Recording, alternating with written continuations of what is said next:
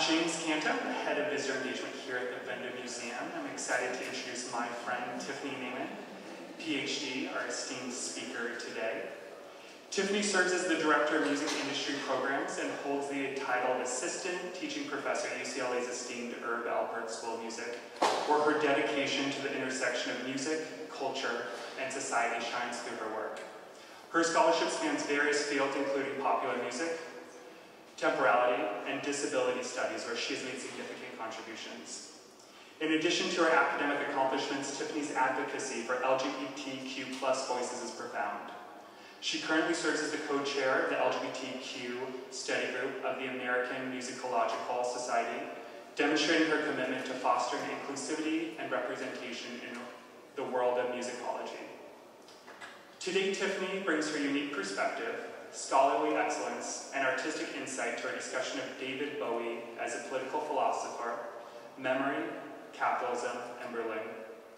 In this captivating discourse, Tiffany delves into the intricate web of David Bowie's artistic exploration, exploring how his music and imagery serves as a lens to examine the socio-political landscape of post-wall Berlin.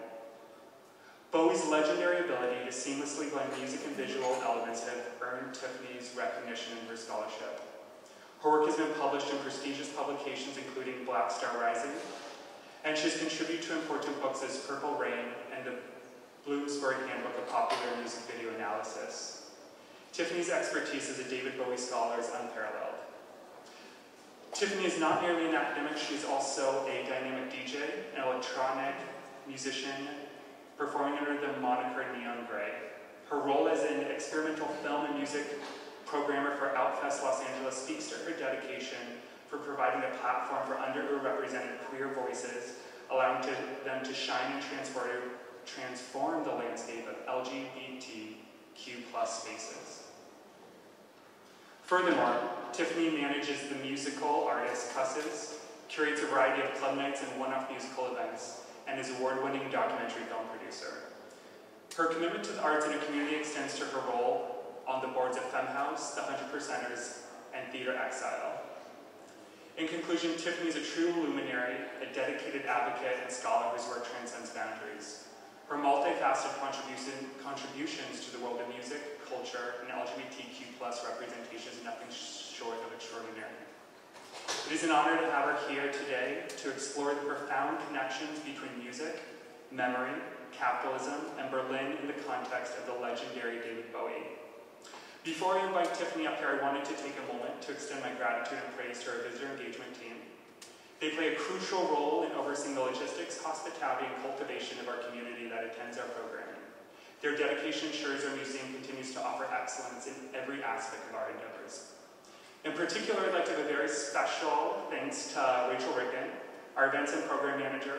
Rachel works tirelessly to coordinate exceptional programming that our museum is known for. Her commitment to excellence is evident in every detail of the events and speaks to her passion for creating meaningful experiences for you all. Now, without further ado, please join me in giving a warm welcome to Tiffany Naiman.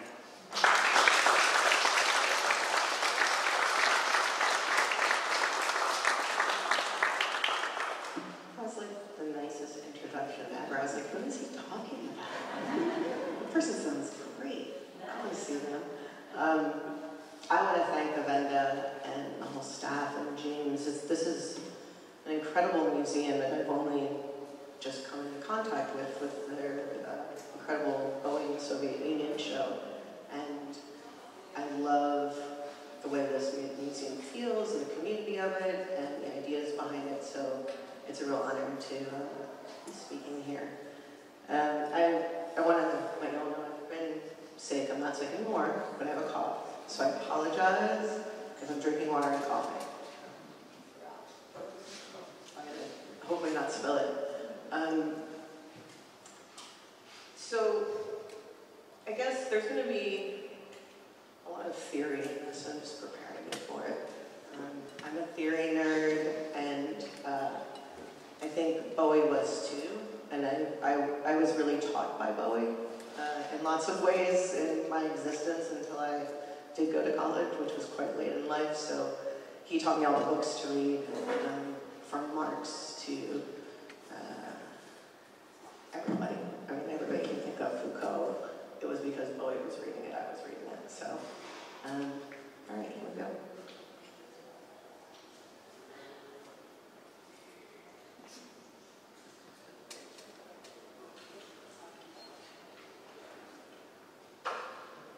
So, on January 8th of 2013, his 66th birthday, following 10 years without a new release, David Bowie re-emerged with a new song and music video, Where Are We Now?, which appeared in cyberspace unannounced and without fanfare. I know Black Star then happened afterwards, which was also kind of crazy how that all went down, but this was really shocking at the moment. Within minutes, the video began rapidly circulating the internet. That same day, the song rose to #1 on iTunes charts of 9 countries. So these unusual circumstances are noteworthy in themselves, but even more intriguing is the affective dimension of Bowie's birthday release as a memorial and an expression of loss, evoking a kind of special melancholy, a kind of melancholy that's tied to a kind of political commentary. And excuse me. While most of the journalistic writing about When Are We Now has always treated it as a personal narrative, there's another interpretation and one that has a larger historical meaning. And that's why I'm here today, obviously. Oops, I don't want to play that yet. Through the analysis of the instrumentation and vocals in the song, in conjunction with the images of Berlin woven in the music video for Where Are We Now, I'm going to examine the work that the sonic and visual cues do to transmit through a collage of memorial traces, a rare moment of political commentary from David Bowie concerning post-war Berlin as a synecdoche for the melancholy of postmodern life under neoliberal global capitalism. Ooh. I use the term neoliberal capitalism throughout this talk as the defining political and economic paradigm since the latter part of the 20th century. More specifically, it had a major impact on Berlin following the destruction of the wall, as the neoliberal strain of capitalism is characterized by practices and policies that favor multinational corporations, often at the expense of smaller businesses. The ubiquity of these global corporate entities diminishes a city's unique character in some ways. So, I don't want to take the time to play it if people have all seen it, but have you seen and do you remember the video and the song, When Are We Now? So much has happened since then. So, if you haven't seen it or want me to play it, raise your hand. I'm going to play it. Cool. I think it'll make it way better.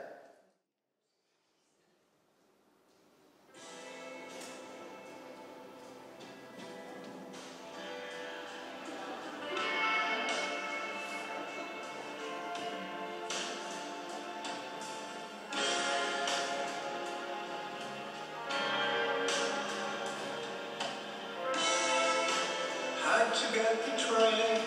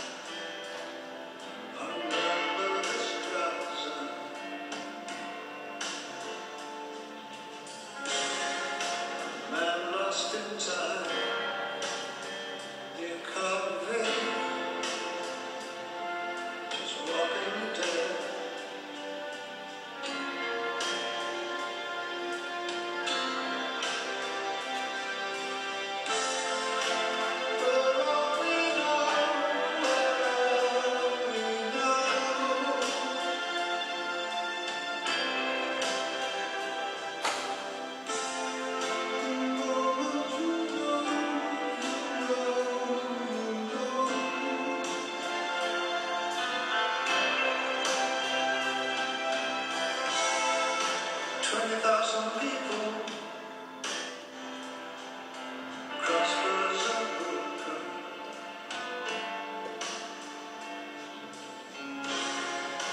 fingers are crossed, just in case, walking the dead.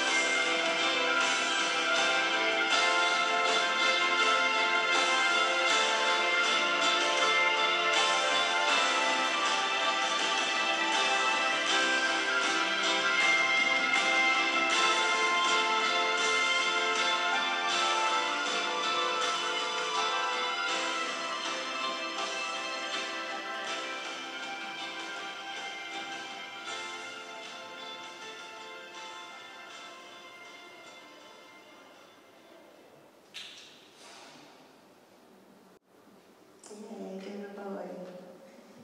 Also, I had nightmares of that little creature for a little while. I'm now going to lay out our path here. I'm going to examine the presence of two types of walls in Bowie's work, the physical Berlin Wall and the critical wall that divides Bowie's career, looking at a performative poetics of walls at play with memory, configuring the way they reappear in the present. Analyzing the album the next day and the video and music and lyrics to its first single, Where Are We Now?, I'm going to tease out in our limited time a number of the public memories Bowie evokes around the Berlin Wall and his song and record heroes, and then attend to the ways in which Bowie uses both the facts and the myth of his own time spent in Berlin to create a piece of art that is able to flow between the personal and political. I mentioned melancholy in the beginning, and I just want to clarify, this is not a psychoanalytical reading of Bowie as melancholic, but instead it proposes that his song is expressive of a postmodern melancholy linked at least partially to a life lived under neoliberal global capitalism. The poignancy of Where Are We Now's melancholy is that it's not just a mood brought about by the sound of the music or the words attached to the song. It is an experience of loss conjured through multiple temporal layers. Bowie puts in motion an intertextual bricolage in media, invoking and alluding to a collective and personal memory.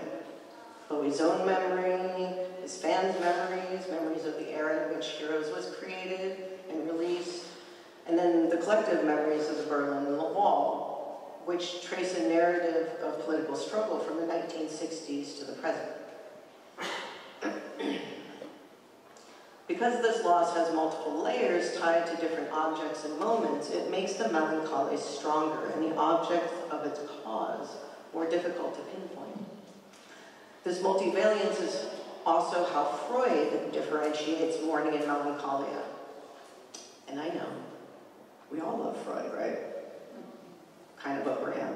but all of his ideas weren't bad. Anyway, like I was saying, this multivariance is how Freud differentiates mourning and melancholia, where mourning is a conscious response to the loss of a known object, and melancholia is a function of the unconscious, stemming from a loss that cannot be physically perceived, such as an event in the past, youth, love. There's an unsettling reflective nature that resides in melancholy, and the feeling is brought about through memories related to the absent object. Memories drive our desire towards what we can never have again, that which is lost to the past, be it a time, a place, or a momentary feeling. The past always remains with us in memory. Though grounded in it, memory is not confined to the past, but reaches forward to be performed in the present. It is this performance of the past through re-articulations and reverberations of it via memory, expressed in song and image, that animates David Bowie's Where Are We Now? So,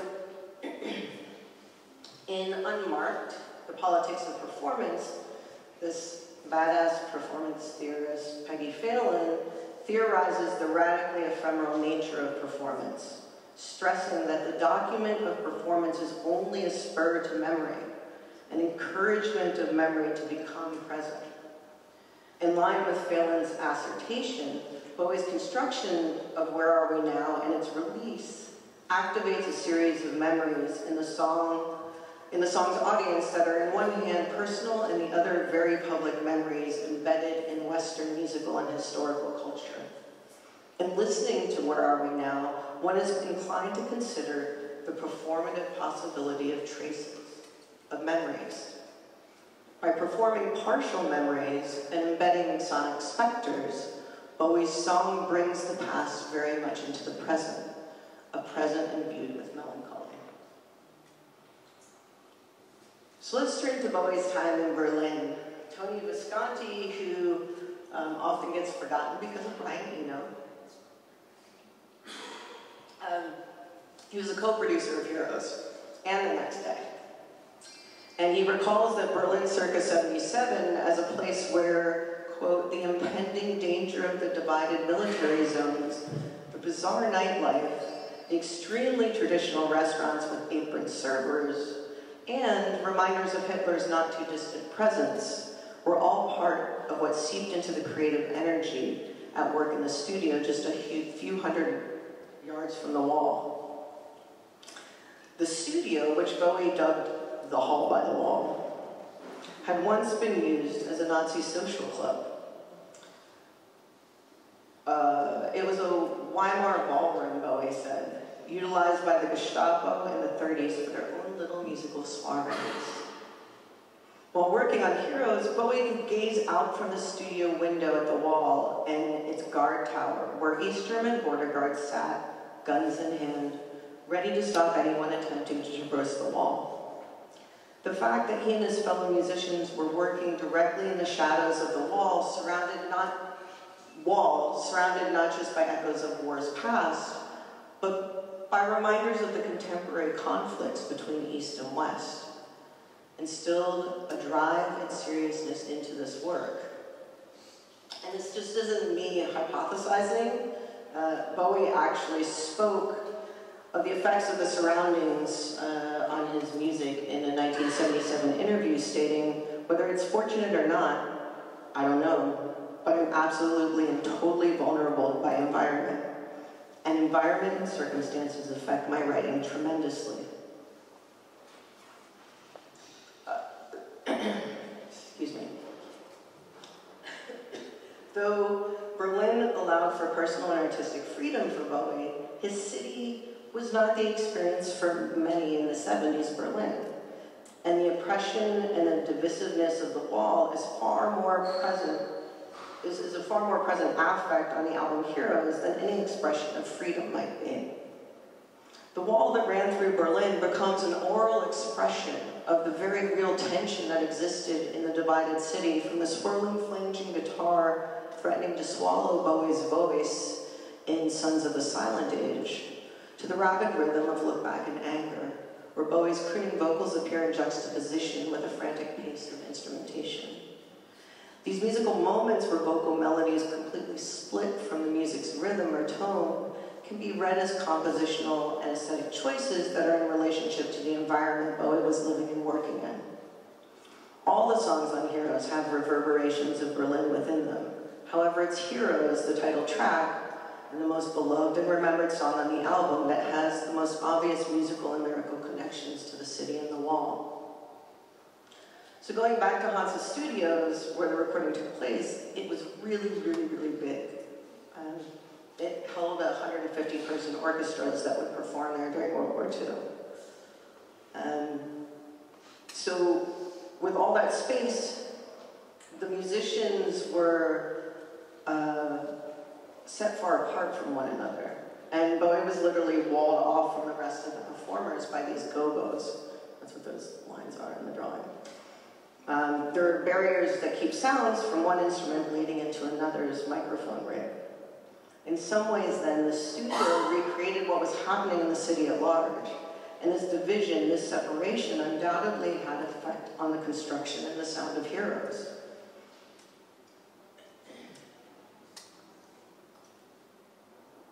So let's talk about that sound. The drummer on Heroes, Dennis Davies, played an almost unchanging rhythm.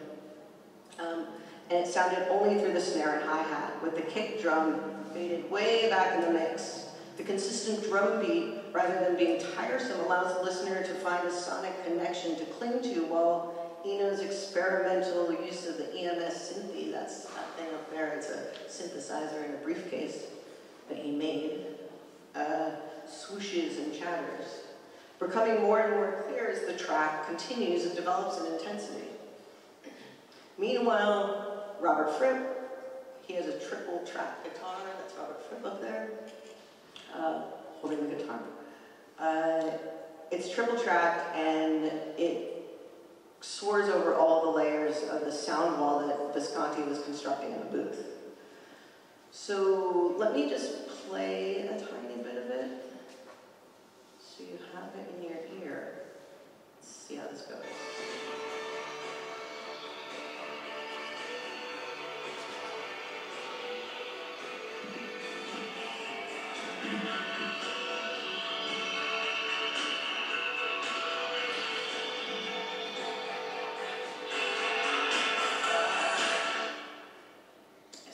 Swooshing, sorry to cut off Bowie. Technology obviously played a lot of roles in the studio with this whole thing. And Visconti did a lot with Bowie's vocals, where he put a mic directly in front of Bowie, which is normal when you're recording. But he also, thank you, he put a bunch of gated mics in separate areas of that giant room that would open when Bowie would sing louder, thus creating an echo effect that was gained from the size of the room, which in turn led to the drama of the song. Bowie's vocals start in a clear, low, almost spoken croon, and build to what Bowie calls himself Bowie histrionics, a kind of overwrought, hysterical timbre of Bowie's voice that appears when he pushes to sing higher. I'm not playing that song because you've all heard it. So what I'm trying to point out to by my musical examination here is this unique balance of difference and repetition happening in the song, Aurally signifying the stasis of the wall and the flurry of lives that were lived on either side of it. So that's the concrete wall and how it maybe impacted Heroes. So I'm going to shift over to the immaterial wall that Bowie plays with and Where Are We Now? And the real wall is there as well. The distinguished, really distinguished badass political philosopher, Wendy Brown, who's known for interrogating formations of power, citizenship, and political subjectivity, and has recently focused on neoliberalism and the political formations to which it gives rise to, is is someone whose work has had a profound impact on my thinking and this piece. So, in her book, Walled States, Waning Sovereignty, Brown discusses the function walls serve in relation to understanding of past, future, and temporality. Brown says of walls, they produce not the future of an illusion, but the illusion of a future aligned with an idealized past. I mean, yeah, I'm not going to say. So Brown here is specifically talking about the way walls of a nation state relate to sovereignty and the construction of cultural identity. But I posit this relationship works equally well when it comes to the construction of an individual identity. And she was thinking about this as well. I've heard her speak about this. She's Judith Butler's partner, so of course they're having conversations at home about walls and identity. Individuals create walls in their own histories in order to cordon off parts of their past into constructed chapters that can then be used to compose the narrative of their lives, a reshaping of memory that affects our present and allows us to project a future. In other words, the position of those boundaries determines the narrative and shapes the way we understand and perform our identities. When dealing with a public figure such as Bowie, these walls are not purely personal, because a narrative is already established through journalism, musical output, and because a larger group of participants is partaking in these ideas of the walls, and the walls then become, in a way, less fluid. So the Berlin Trilogy, which is Low, Heroes, and Lodger, creates an immaterial wall that divides Bowie's career and affects how Bowie is perceived and judged as an artist. And Brown's construction elucidates the way that critics and fans understand Bowie. This is shown in the way that Bowie's catalog of work is often discussed as either that's pre-Berlin Bowie or post-Berlin Bowie. And his time spent there has been mythologized within the Berlin Trilogy, being held up as a moment of perfection, an ideal piece of artistry, specifically Heroes. The Next Day and Where Are We Now are part of post-Berlin Bowie, but we need to consider what does post really mean. And I want to point out that the Berlin Trilogy is like, I don't know, the United Nations, because Low was mostly recorded in France. Heroes is the only thing that was fully recorded in Berlin, and then Lodger was partially Berlin and then Switzerland. So it's not really a Berlin trilogy. So Wendy Brown, Wendy Brown defines post in a way which is useful for us to think about David Bowie's relationship to Berlin and the post-Berlin era of his music making, writing that post signifies the formation that is temporally after, but not over that to which it is affixed. Post indicates a very particular condition of afterness, in which what is past is not left behind, but on the contrary, relentlessly conditions, even dominates the present, that nevertheless also breaks in some way with its past, right? Think post-punk. In other words, we use the term post only for a present whose past continues to capture and structure it. So, although Bowie's time of living and creating in Berlin had ended, and he lived his post-Berlin era, his relationship with that period and that wall persists in the present. However, the past that he references in his post-Berlin period, specifically in the first single, The Next Day, is, I argue, not just his own, and a past that isn't always quite as distant as 1977. This is meant to be black. With the creation of The Next Day cover art and the song Where Are We Now, Bowie made use of Western society's collective memory of historical moments, such as when the city of Berlin was divided physically and ideologically, which coincided with a time period when Bowie lived and worked in the city. His 1987 performance of the Berlin Wall and the era shortly after the wall came down on November 9th, 1989, when neoliberal global capitalism took hold from 1990 to the present moment. And the release of his record Heroes in 1977.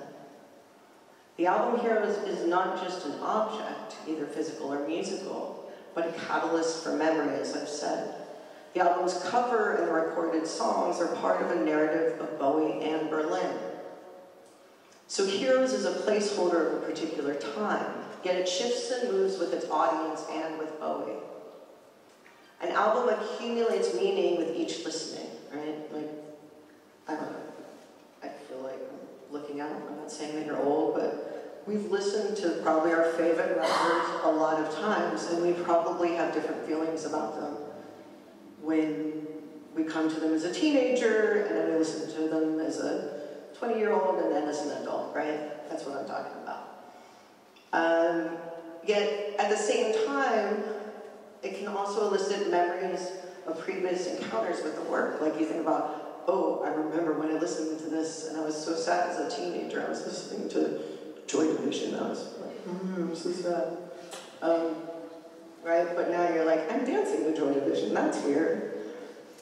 So, through the use of these common references, we get visual and sonic fragments, performing back and forth, linking the personal, the political, and the historical in performances of memory that create one new message out of When Are We Now?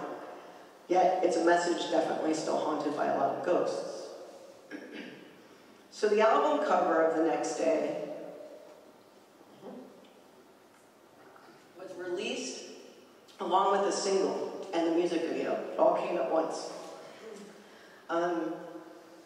And obviously, it's the 77 record Heroes, partially obscured by a clean white square. Heroes is the central album of said Berlin Trilogy, and is an album that really operates as a marking point in Bowie's career, as I said. The album's initial release didn't do that well. Topped out at 35 on the US charts. But Heroes has worn the test of time, I think, in more ways than most of his records. So to obscure this visual, but let it be seen simultaneously, creates a rupture with and a bridge to the past. Bowie's toying with a particular kind of collective memory of himself through the artwork of The Next Day. So the graphic designer who worked with him on most of his late albums, Jonathan Barnbrook, said about, he did The Next Day cover. He said, the Heroes cover obscured by the white square is about the spirit of great pop or rock music, which is of the moment, forgetting or obliterating the past. However, we all know that that's never quite the case. No matter how much we try, we cannot break free from the past. It always looms large, and people will judge you always in relation to your history, no matter how much you try to escape it. The obscuring of an image from the past is also about the wider human condition. We move on relentlessly in our lives to the next day, especially under capitalism, leaving the past behind because we have no choice but to. So he's playing with the second wall, the wall that divides his own career, clearly acknowledging it in a meaningful marketing move. And I just want to say, so even if Bowie did question where global capitalism has led the world, he was still making art under that capitalism, and that art was up for sale. Right? So, as I said, Where Are We Now was released on Bowie's birthday, and birthdays are often pregnant with our own personal remembrances and a poignant longing of holding on to things past, like our youth or other things in the past. So this song in of itself evokes these sonic memories of Bowie's creative time in Berlin, both in the mix of overflowing synthesized sounds and the dramatic longing vocal presence within the lyrics. Bowie looks back through Where Are We Now? In the video, And the audience is able to sense the sadness of Bowie's sonic premonition on Heroes, and that it's come true. And so what do I mean by that? The heroes of Bowie's songs could be heroes. They can be heroes, but they're not in the moment of the song. In the present of each listening, there's potential built into the song, but it's not realized.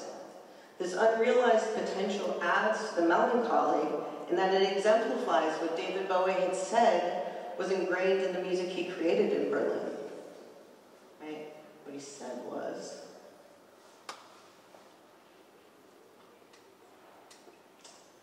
a sense of yearning for a future that we all knew would never come to pass. That's what he felt Heroes was about. So the wall was torn down, but little was built from its destruction. There's a failure, a lack of history, an erasure of many of the places illuminated by Bowie's lyrics, and in many ways, we're living in a future with a disregard for the past. So there are very many hopes, dreams, wishes laid out in the song, the desire to be royalty, to be one with nature, to be free. Yet all of this was tempered by Bowie's pessimism and forward-mindedness that if it ever did come, it would last just for one day. Where are we now, the next day, after our dreams of being heroes didn't come true? Or what would allow our heroes to exist at all? These are just a few of the questions that Where Are We Now entices the audience to ponder in relation to heroes. So as I've mentioned, there are multiple paths being referenced in the construction of Where Are We Now, and the artwork, and the album, and the video, all of it. So I want to sort of examine some of these moments and how they function as making a new whole. Bowie is using his personal memories in order to ignite mass memory of the hopefulness of the moment when the wall came down, and contrast it with what happened since. Global capitalism moving in and radically altering the character and culture of the city. Solemnly singing the question, where are we now, turns the dirge, because if you're going to be a musicological nerd, which I am, but I'm not making you suffer through that, this is a dirge, the way it's constructed. Right, so a funeral song. So it turns the dirge into art that can be read as political critique, clearly questioning neoliberal capitalism and its ability to radically alter the architecture and culture of a city. So how are these fragments of memories at work? The video references several temporal moments by juxtaposing images with lyrics that don't share the same temporal referent, to bring a new creative piece of art that makes a statement about the present to life. So that's a fancy way of saying the words and the places he's naming are not matching what you're seeing behind the little dolls and all this stuff, all the footage. Right? This isn't a common function of popular music, which normally lives in its moment. Most songs that do play with nostalgia and memory do so in one particular time or instance. This song doesn't take you back to the time of Heroes. It doesn't take you back to the 90s Berlin. You need the video for that. But when the two are combined, it reflects a specific kind of postmodern anxiety. In some ways, it's like a thermotrope, the toy that, you know, is like an optical illusion. You've got the bird on one side and the cage on the other, and you spin it, and then all of a sudden it's a bird in a cage. So that's what he's doing here with Where Are We Now? It creates its message by having the audience continually experience separate time periods spliced with others, which blurs our sense of time completely and allows for the creation of new meaning. The video refers to several different temporal moments by juxtaposing images, as I said, with lyrics that don't match. So I'm going to go back to the video, but I just want to say that, you know, the Berlin Wall obviously echoed through Heroes, and the sounds of Heroes echoes through Where Are We Now? And I could go on. I have a whole thing about how it all sounds. But I'm just going to say simply, the drums are very similar. There's no kick in either.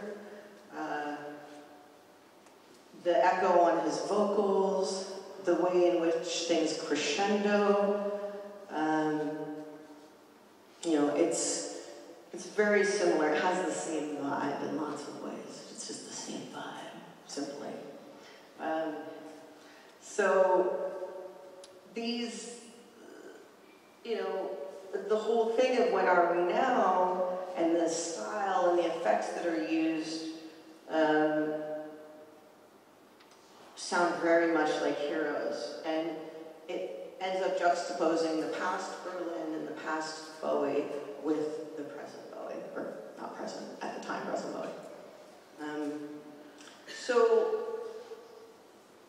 it performs a kind of different relationship to a collective memory than the artwork I've shown you, or the music that you've heard. The video does. The video is not nostalgic for Berlin of '77, rather it's fixated on the moment of change in the 1990s, when the wall was demolished and global capitalism encroached on the city that had been divided. His opening lines reveal the temporal moment he's marking as he sings, this is my bad German, had to get the train from Potsdamer Platz. I guess I can say that because I've sung it enough, singing to him, thanks Bowie for my bit of German that I know. You never knew that I could do that, right? So lots of people are like, what? Oh, like, Bowie doesn't know how to take a train, right? But we know Bowie not that he took trains and boats, he didn't fly. So there's another reason for this lyric, right? Taking the train from Potsdamer Platz only became possible in the 90s when the wall had been removed. Until then, it was nothing but a ghost station with a no man's land surrounding it, right?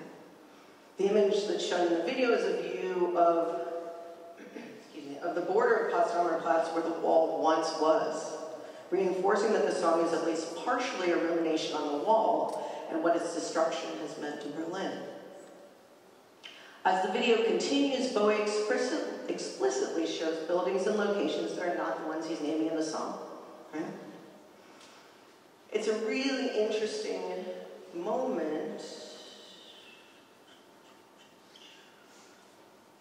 If my pictures came up, so why is that one?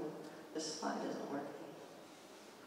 Okay, well, there's a really interesting moment that for some reason you can't see. And but you guys see the video, and he says. When he sings Carteret, that's a large luxury department store, kind of like a Barney's or a Harrods. But he's showing the Berlin Dome. Right? The dome and its various incarnations have been on the same location and have been central to religious life in Berlin since 1465. So what could be inferred by aligning the Berlin Dome with Carteret is that Bowie is commenting on capitalism being the ideology that now has primacy in the city. In the most simple of terms, he's showing the modern turn on subjectivity, religion, and power structures from one place of worship to another under capitalism, the department store, the temple of consumerism.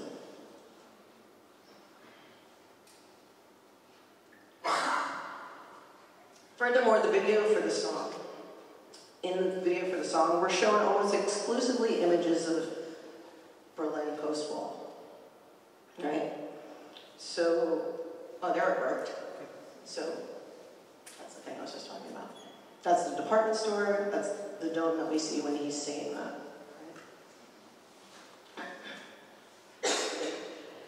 At one point, a portion of the wall is shown with graffiti writing that says touches, right? Is that right? Somebody coming that way? which is the name of an experimental art squat in East Berlin that thrived in the years shortly after the wall came down. This famous squat was the last bastion of a kind of unco-opted artistic freedom. Tatches, after a long fight, was shut down by the property owners and was scheduled for demolition in order for a shopping center to be erected.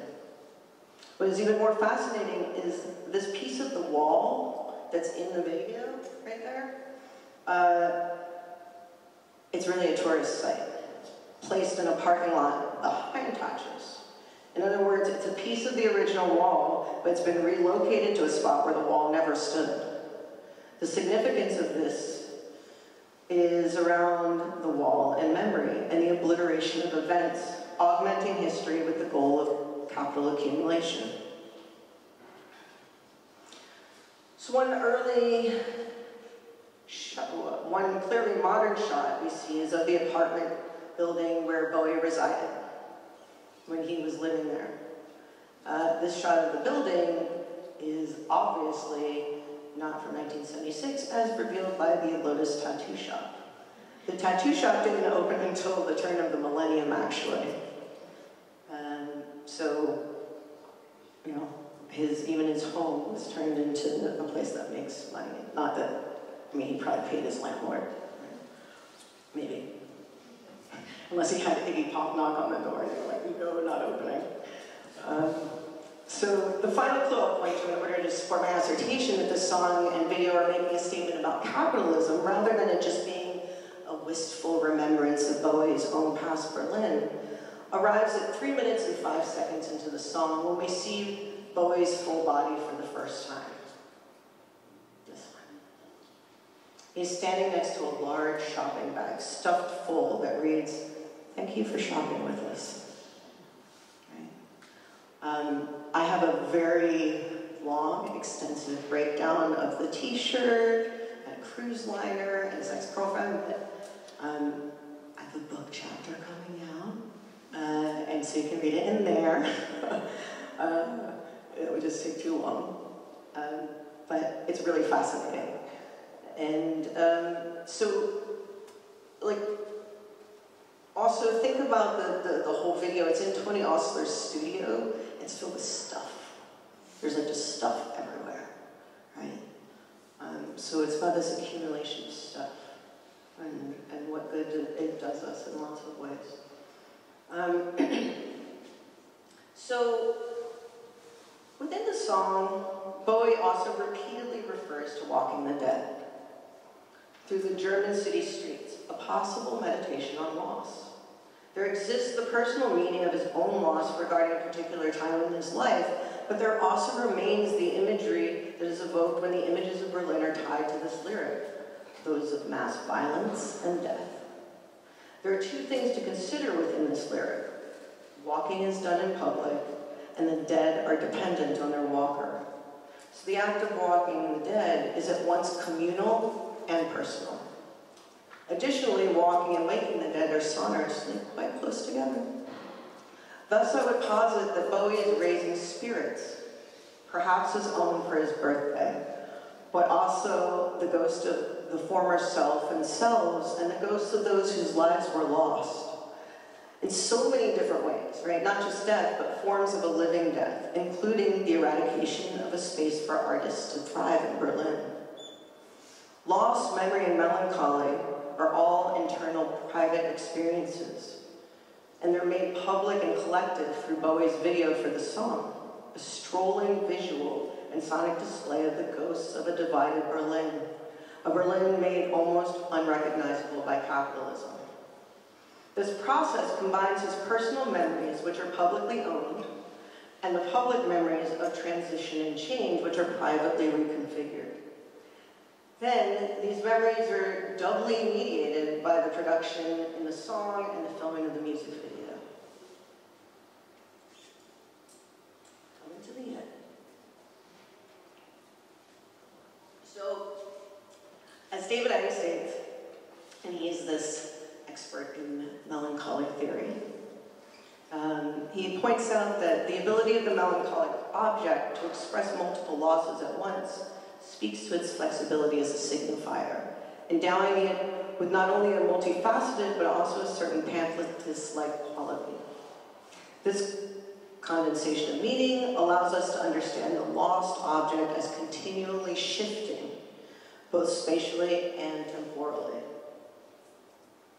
So I take a picture of that. When I first read it, I read it 5,000 times, but when you dig into it, it's pretty interesting, right? It's how these objects just keep going and going and going within melancholy. Like there's, when you have grief, right, and things like that, it ends, it shifts, right? But this nostalgic melancholy, this longing, just doesn't stop. So Bowie sings that he's a man lost in time, and the song resonates with qualities of melancholic memory, saturated with a sense of time and place, just out of reach, and laden with a wistful personal nostalgia that runs side by side with the significant questions raised by and in coincidence with Berlin's own history. Where Are We Now builds to a tentatively hopeful conclusion in the line, as long as there's me, as long as there's you.